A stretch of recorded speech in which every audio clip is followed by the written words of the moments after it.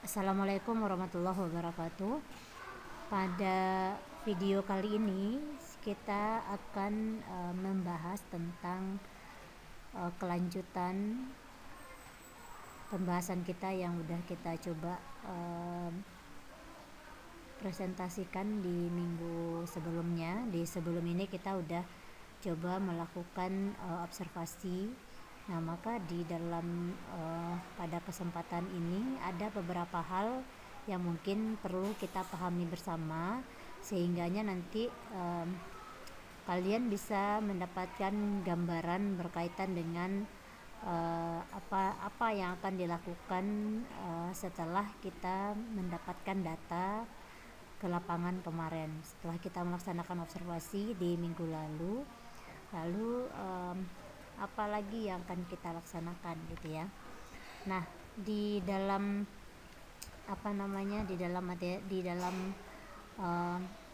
di dalam pertemuan kita hari ini kita akan melanjutkan pengolahan dari observasi yang udah kita laksanakan, pengolahan data dari observasi yang udah kita laksanakan di minggu lalu. Nah, mungkin kita masih ingat di minggu lalu ada dalam pertemuan di UTS kemarin ada beberapa pertanyaan-pertanyaan yang mungkin saya berikan karena pertanyaan-pertanyaan tersebut berkaitan dengan permintaan atau data yang harus kalian dapatkan. Nah, kita mungkin masih ingat yang pertama kita mulai itu ada materi, permasalahan berkaitan dengan materi kemarin ya. Kemudian ada lagi tentang tujuan pembelajaran.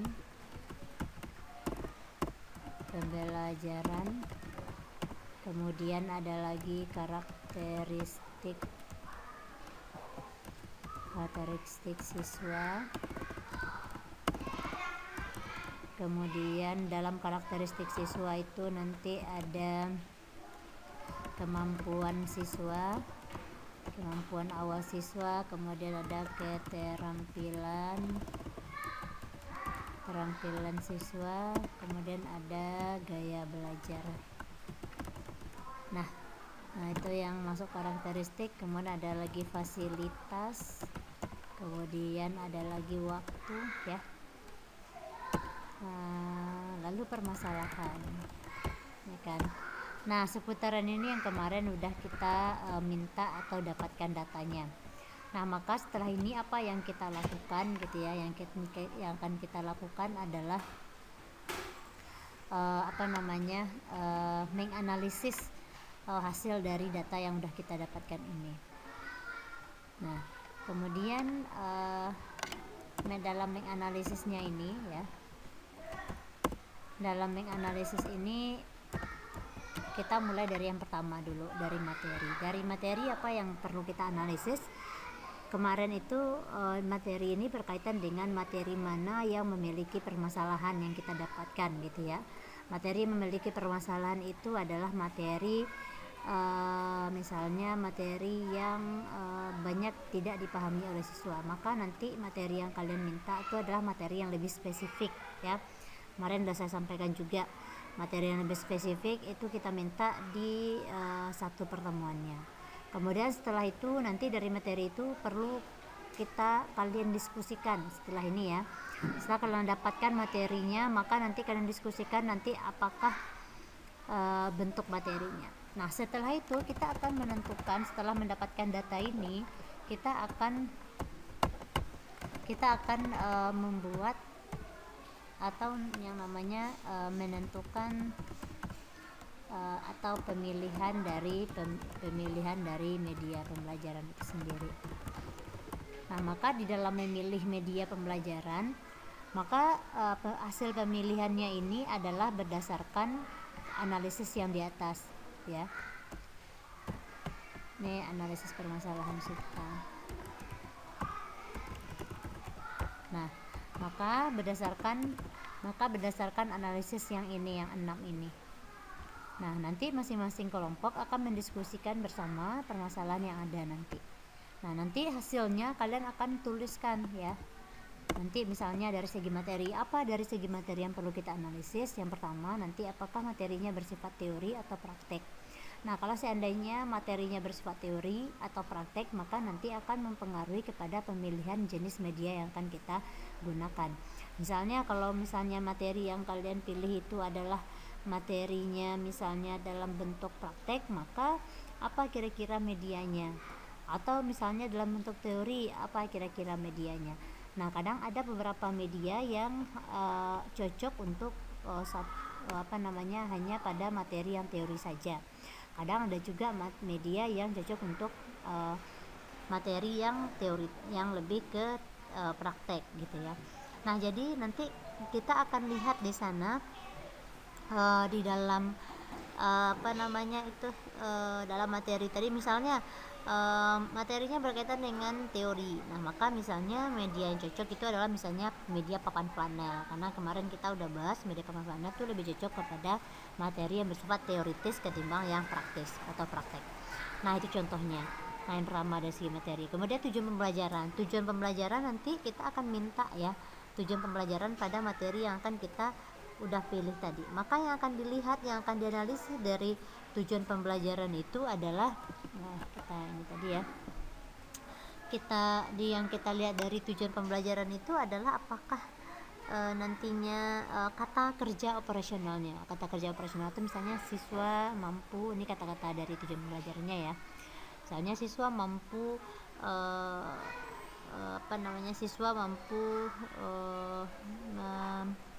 melakukan instalasi sistem operasi misalnya. Nah, maka yang kita lihat itu adalah mampu menginstalasi ya, berarti melakukan instalasi, berarti kata kerjanya adalah melakukan. Nah, maka nanti kita akan sesuaikan dengan pemilihan media kita.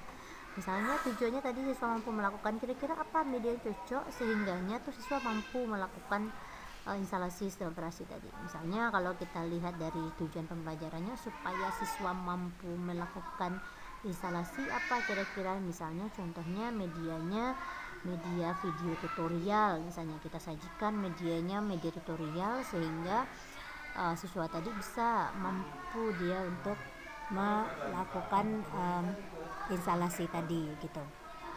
Nah, kemudian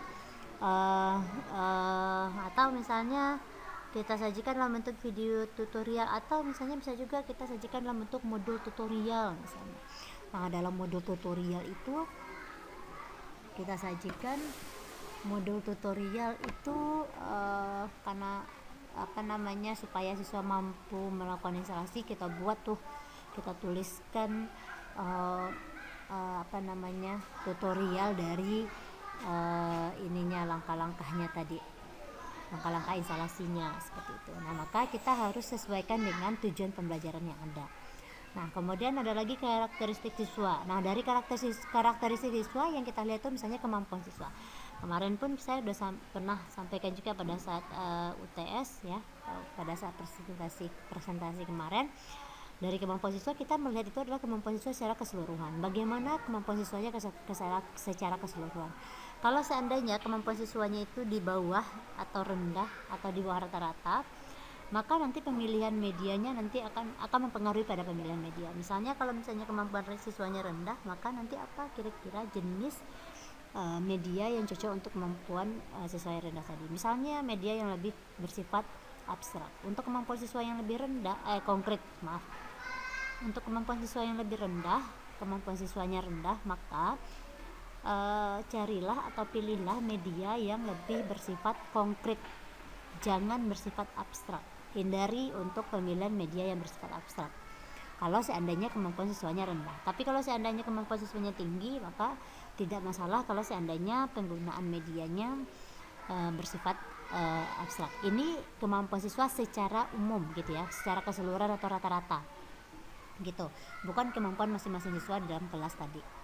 Nah, maka itu yang kita lihat atau kita analisis dari kemampuan siswa tadi. Nah, kemudian berikutnya gaya keterampilan. Nah, keterampilan siswa juga kita lihat bagaimana keterampilan siswanya. Keterampilan siswa ini adalah keterampilan siswa menggunakan teknologi ya. Kenapa? Karena kita kan disesuaikan dengan bidang keilmuan kita. Nah, maka nanti apakah siswa tadi di jurusannya, di mata pelajarannya gitu ya. Nah, maka apakah siswa tadi keterampilannya dia terampil atau tidak menggunakan teknologi. Kalau seandainya siswa tadi gagap dalam menggunakan teknologi, maka hindarilah pemilihan media yang berbasis teknologi. Kalau seandainya siswa terampil misalnya dalam menggunakan teknologi, maka nggak masalah kalau seandainya kita menggunakan media yang berbasis teknologi. Nah, media yang tidak berbasis teknologi tadi, kalau seandainya keterampilan siswanya rendah, nah maka banyak juga jenis-jenis media pembelajaran yang tidak berbasis teknologi, dan itu pun juga bisa menyenangkan juga dan bisa efektif juga di dalam pembelajaran. Nah, kalau seandainya keterampilan siswa atau kemampuan siswa ini belum kamu kantongi pada saat observasi kemarin, nanti boleh kamu tambahkan lagi, minta lagi datanya. Kemudian gaya belajar siswa itu kita lihat lagi, gaya belajar siswa itu yang kita lihat itu adalah gaya belajar secara keseluruhan. Nah, gaya belajar secara keseluruhannya bagaimana? Apakah lebih ke audio kah atau lebih ke visual kah misalnya? Nah, maka nanti itu akan mempengaruhi juga. Nah, selanjutnya itu yang dari karakteristik siswa, karakteristik belajarnya. Kemudian fasilitas dari fasilitasnya apa yang tersedia dan apa yang tidak tersedia. Nah, kalau seandainya fasilitasnya tidak lengkap, penggunaan komputer di sana tidak lengkap, maka kamu hindari pemilihan media yang berbasis komputer. Kalau jaringan yang tidak tersedia di sekolahnya, maka hindari pemilihan media yang menggunakan jaringan atau internet. Kalau seandainya fasilitasnya misalnya seperti proyektor yang tidak tersedia, maka hindari pemilihan media, kamu memilih medianya yang berbasis proyektor atau yang menggunakan proyektor. Nah, maka nanti akan disesuaikan dengan fasilitas yang ada. Kemudian waktu itu durasinya berapa, durasi waktunya kamu sesuaikan juga. Nah, waktu durasi itu berapa menit jam pelajaran dalam satu pertemuan. Kemudian permasalahan itu ya, apa masalah yang kalian temukan kemarin itu saya udah tanyakan juga, apa masalahnya kalau seandainya ada masalah atau tidak, kalau seandainya, atau apa yang terjadi kalau misalnya si guru menjelaskan materi di depan lalu bagaimana aktivitas siswanya. Nah, itu kan permasalahan itu. Nah, maka nanti akan menyesuaikan juga kepada pemilihan media. Kalau seandainya ceritanya ketika guru menyampaikan materi di depan lalu siswanya banyak yang tidak fokus, nah maka coba lihat apa media yang digunakan gurunya. Maka kalau seandainya gurunya menggunakan media tertentu, hindari media tadi, karena ternyata media yang digunakan guru tadi tidak efektif pada saat itu. Jadi jangan mengulang lagi. Misalnya masalahnya ketika guru menjelaskan materi dengan menggunakan PowerPoint, siswa tidak fokus misalnya. Nah, maka nanti kamu hindari untuk pemilihan media yang PowerPoint itu juga gitu. Nah, itu analisis permasalahan yang menentukan nanti bagaimana kita memilih medianya. Nah, selanjutnya setelah kita dapatkan hasil dari permasalahan tadi, maka kita akan tuliskan, misalnya seperti tadi materinya kan kita udah tentukan materinya, apakah materinya bersifat teori atau praktek. Misalnya masalahnya itu, materi yang memiliki permasalahan itu adalah di materi tentang mikrosoesa, misalnya di penggunaan rumus gitu ya di Excel. Misalnya kata gurunya kalau di Excel siswa banyak kesulitan dalam menggunakan rumus-rumus, misalnya contohnya yang masalah itu di penggunaan rumus if misalnya. Nah, maka berarti itu bersifat teori. Kemudian tujuan pembelajarannya apa, misalnya siswa mampu menggunakan rumus if dalam apa misalnya kehidupan sehari-hari dan bla bla bla bla misalnya kan, kehidupan, nah misalnya, atau dalam pekerjaan sehari-hari misalnya, nah dan yang lainnya. Nah, kemudian kita lihat itu adalah apa, yang kita lihat itu adalah kata kerjanya. Berarti di sini adalah siswa mampu menggunakan. Nah, maka kalau seandainya ini materinya berkaitan dengan teori, kalau misalnya berkaitan dengan ini praktek. Lalu misalnya di sini dia menggunakan di sini rumus, yang kita lihat itu adalah menggunakannya, gitu kan. Kemudian jenis karakteristik siswa itu kemampuannya misalnya rendah, lalu keterampilannya misalnya juga rendah, keterampilan mereka menggunakan teknologi ya, lalu misalnya gaya belajarnya misalnya visual. Kemudian fasilitas yang ada, komputer tidak lengkap, proyektor juga tidak tersedia untuk semua kelas, nah dan yang lainnya misalnya. Kemudian apalagi durasi waktunya ada 70 menit misalnya, karena 35 menit satu kali pertemuannya. Untuk mata pelajaran ini misalnya ada 2 kali pertemuan, 2 jam dalam satu pertemuan. Kemudian fasilitasnya lalu permasalahannya misalnya pada saat guru menjelaskan materi menggunakan PPT misalnya, siswa tidak fokus, ya kan? Fokus. Nah, ini misalnya hasil dari analisis kita. Ini ringkasnya aja gitu ya. Nah, maka kita coba pilih medianya apa, media yang cocok berdasarkan hasil analisis ini. Ini hasilnya, ya kan? Nah, maka karena ini adalah hasilnya, ya kan? Nah, ini dari hasil analisis di atas ya, misalnya ini. Nah, maka nanti bagaimana kita memilih medianya gitu. Nah, misalnya kita pilih misalnya dia menggunakan rumus misalnya medianya papan flanel. Nah, ternyata papan flanel ini cocoknya untuk materi yang bersifat teori. Ternyata materi yang kita mau buat media itu adalah materinya bersifat bersifat praktek. Nah, maka tidak cocok misalnya media papan flanel, berarti coret misalnya media papan flanel. Kemudian karena teori misalnya video misalnya. Nah, maka di sini kalau video cocok nggak untuk materi yang bersifat teori, cocok misalnya, berarti nggak masalah kalau misalnya kita pilih yang video. Kalau ini coret, nah gitu ya. Nah, ini coret misalnya. Nah, kemudian yang video, kemudian coba lihat lagi siswa mampu menggunakan. Di sini menggunakan yang kita lihat itu adalah menggunakan kata kerjanya. Nah, maka kalau di video kira-kira bisa nggak dengan video kita tampilkan sehingganya siswa tadi bisa nggak dia menggunakan rumus tadi? Nah, bisa misalnya kan. Nah, karena di video itu dia melihatkan langkah-langkah penggunaan rumusnya. Nah, maka bisa nih tercapai tujuan pembelajarannya karena di sini dia siswa menggunakan. Nah, kemudian kemampuan siswa menggunakan kemampuan siswa rendah misalnya. Nah, maka nanti video cocok nggak? Cocok, karena di video itu lebih bersifat konkret karena kita melihatkan langsung. Konkret itu kan nyata gitu ya, kita lihatkan langsung bentuk penggunaan rumusannya. Kemudian keterampilan siswa menggunakan komputer rendah. Nah, mungkin di video dengan memilih media video nggak perlu siswa nggak harus memiliki keterampilan dalam menggunakan video ini, karena tinggal dibuka aja misalnya gitu, videonya tinggal di play aja. Lalu gaya belajarnya visual. Nah, video ini masuk nggak ke dalam media yang visual? Masuk, karena video itu masuk ke dalam media audio visual, jadi visual pun juga masuk. Kemudian gitu ya.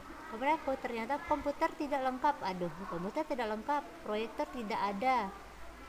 Proyektor gitu ya, maksudnya proyektor.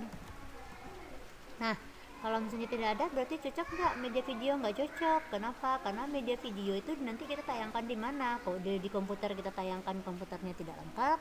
Di proyektor juga proyektor tidak tersedia, berarti ternyata media video nggak cocok.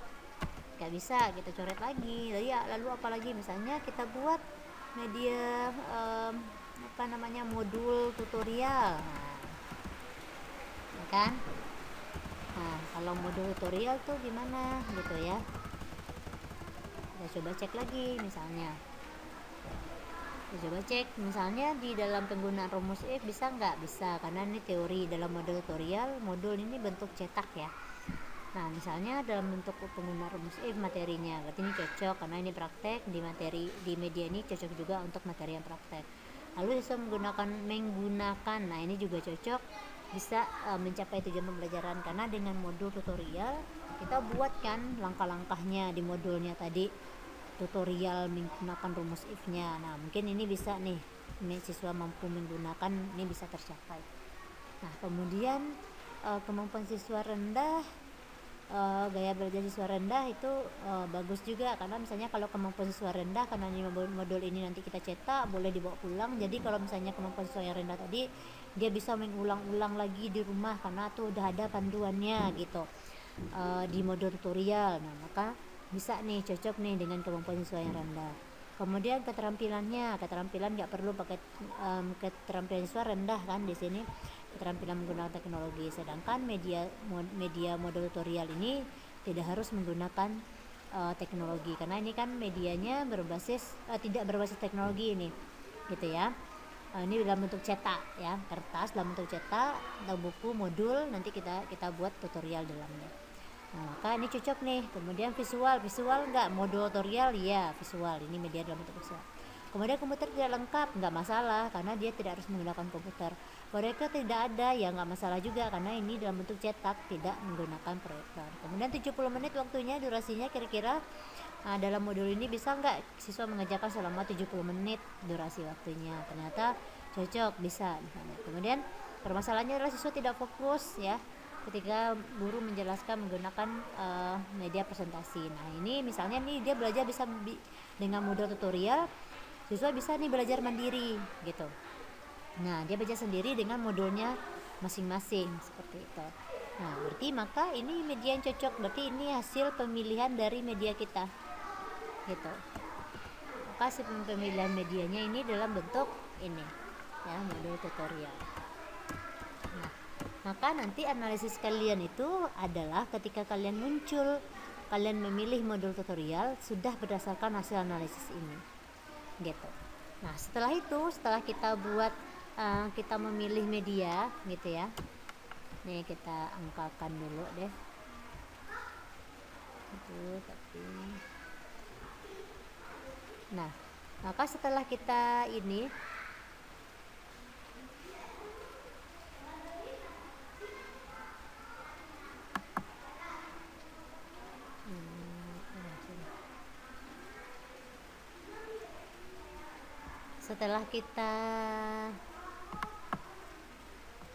setelah kita pilih medianya ini, bentar.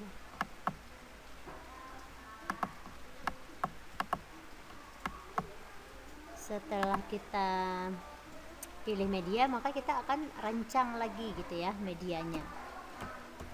Setelah kita rancang media sesuai dengan ininya ya, media yang kita rancang itu sesuai dengan yang kita pilih tadi ya. Nah, misalnya tadi kita udah pilih medianya,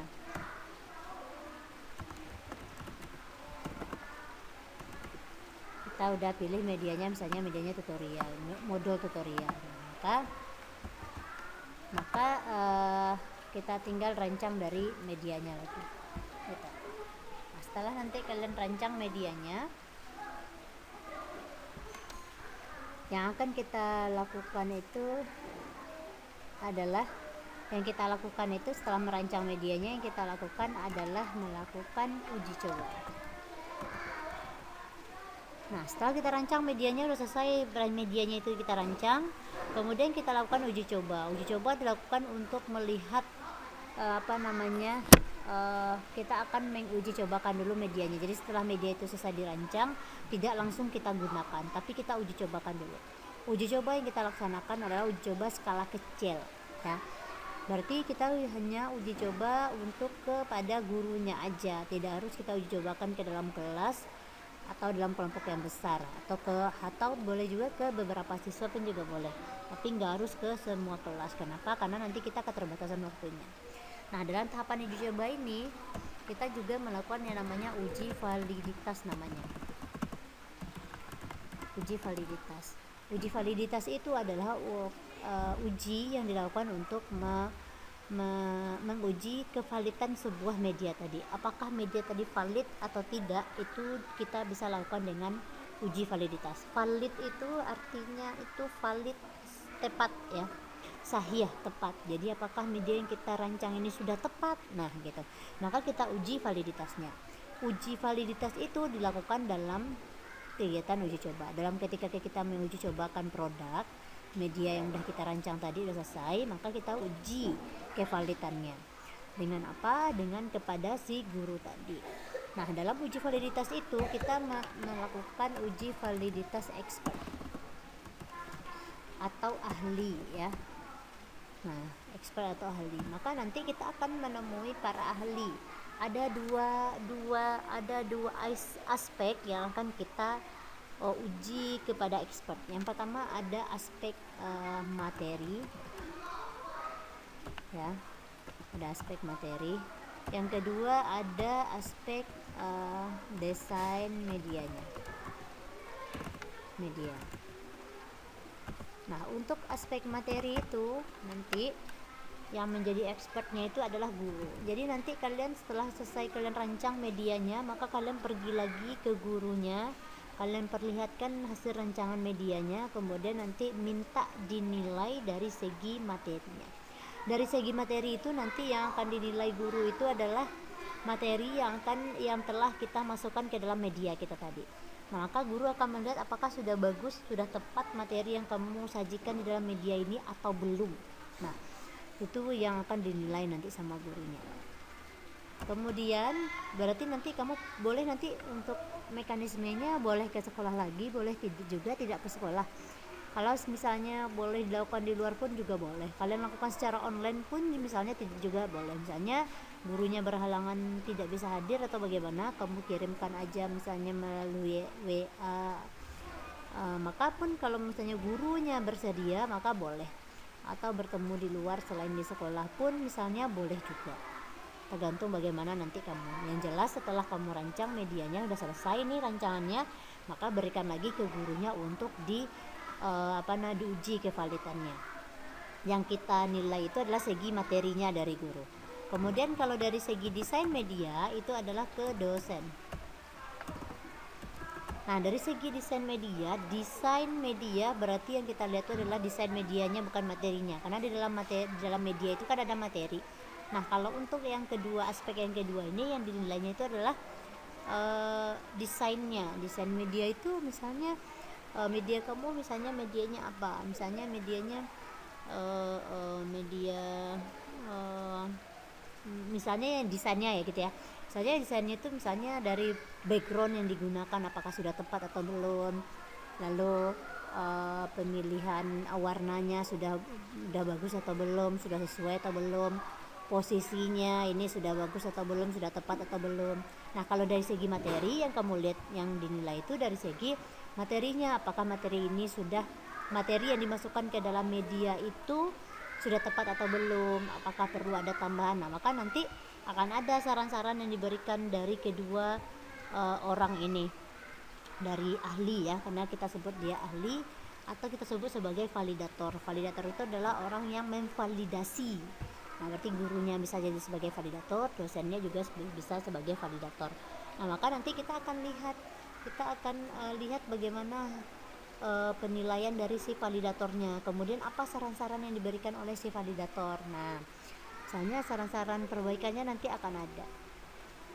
Nah, saran-saran yang dilakukannya. Nah, maka nanti untuk melakukan uji validitas itu kita akan menggunakan angket.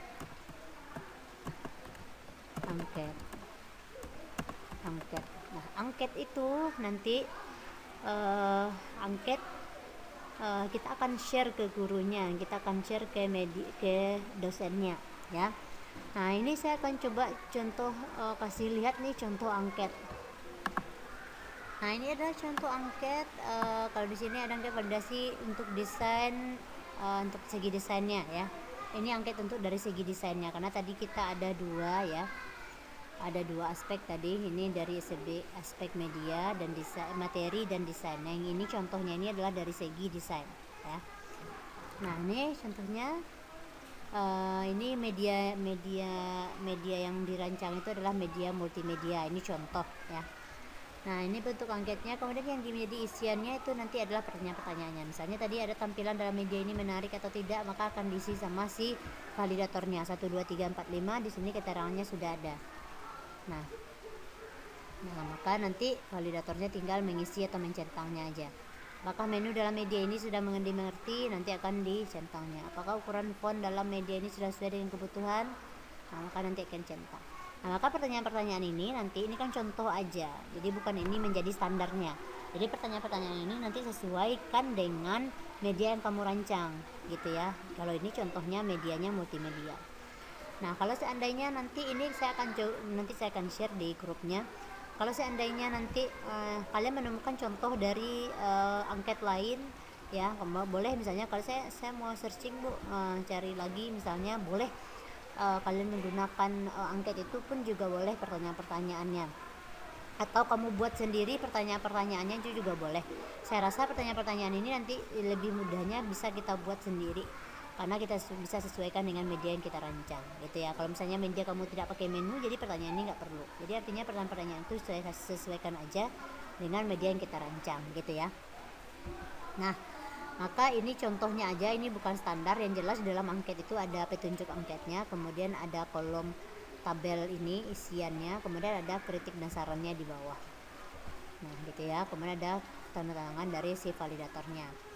Nah nanti boleh nanti kalian share nanti untuk contoh dari angket dari segi materi ini belum ada nih. Nanti deh kalau ada nanti saya coba share juga ke kalian. Nah itu yang ini yang untuk melakukan uji validitas tadi ya, expert. Nah, maka setelah itu nanti kita akan, setelah kamu dapatkan, nanti setelah kamu pergi ke gurunya, kemudian kamu lakukan uji validitas tadi, lalu ke dosen juga. Guru ini adalah guru yang tempat kamu observasi, kemudian yang dosen ini adalah dosen yang nantinya yang expert di bidang media ya, artinya dosen yang latar belakangnya tentang media pembelajaran atau yang mengajar media pembelajaran juga boleh.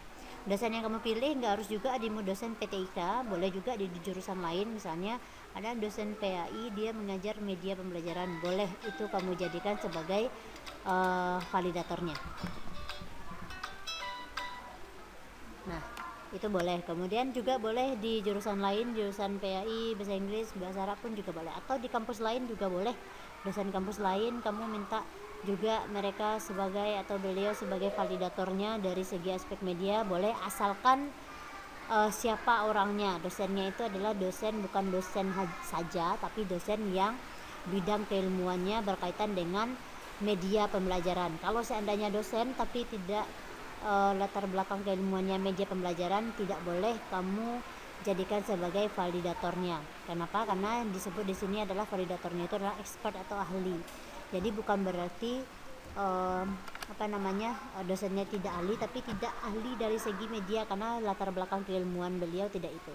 Nah maka kita sesuaikan dengan itu. Jangan nanti kamu pergi ke dosen fikih misalnya, bukan dosen fikihnya tidak tahu media, tetapi tidak tepat aja expert yang kamu pilih. Jadi boleh, tergantung nanti dosennya siapa. Nah setelah itu nanti setelah kamu dapatkan udah selesai kamu nilai, maka nanti kita akan coba hitung.